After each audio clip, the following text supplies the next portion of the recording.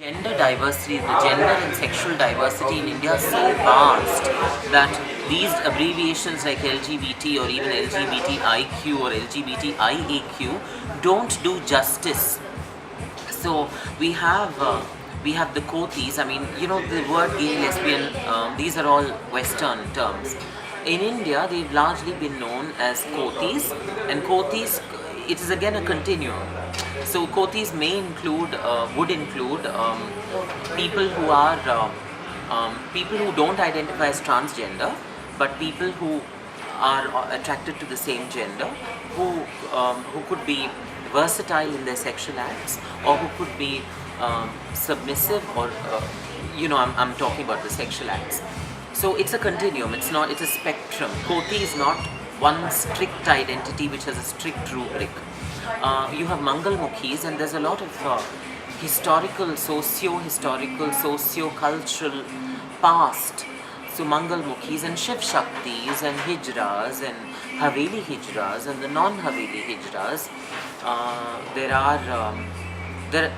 These are the things that I'm able to remember offhand.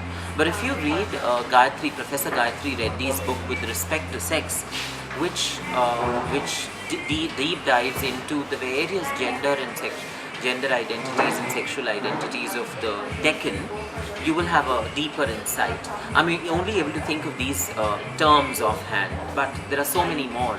Joginis, Jogappas, Jogtas, Tirunambis and Tirunangais in Tamil Nadu. So trans boys, trans men, so people who were assigned women or female at birth. I was assigned male at birth. So there are people who are known by society, understood by society as girls, who have no sense of ownership of the gender that is given to them, that is actually thrust on them.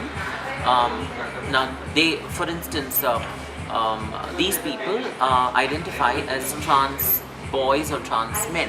So some of them may have a problem with the patriarchal postulates of masculinity and patriarchy. So some of them may not want to be identified as trans men, and they choose to identify as trans boys. Some of them clearly identify as trans men.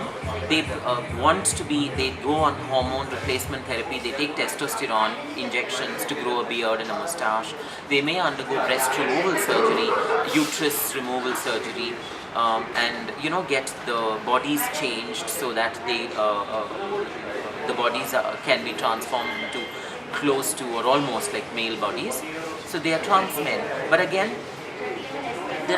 it's a continuum and a spectrum, and I'm only able to think of a few that come to my mind offhand. Each day as I engage with the queer community, as I engage with the groups, I end up meeting sub-categories and categories, and it's so vast.